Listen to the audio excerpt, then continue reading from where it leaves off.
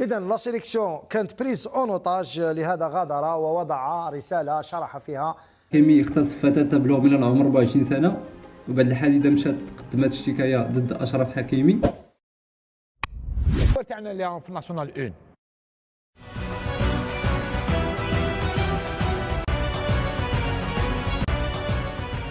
السلام عليكم ورحمة الله تعالى وبركاته. الإخوان مرحبا بكم في هذا الفيديو.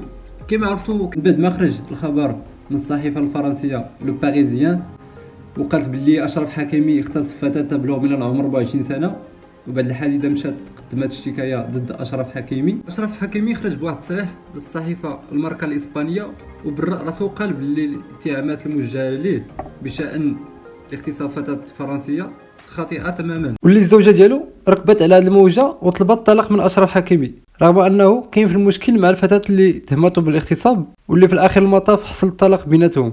وفي هذه الأيام كنتفاجئوا بالخطة الذكية من أشرف حكيمي اللي نشرتها الصحيفة الماركة الإسبانية ملي طلبات الزوجة ديالو السابقة بالكشف عن الثروة ديال أشرف حكيمي وباللي خاصها تدي النص من هذه الثروة. وهذه الخطة هي أن جميع ما يملك أشرف حكيمي كان على اسم الأم ديالو منذ فترة. وبرأيكم هل هذه الخطة من أشرف حكيمي أم أنها من الأم ديالو المغربية الحرة هي اللي وراء هذه الخطة؟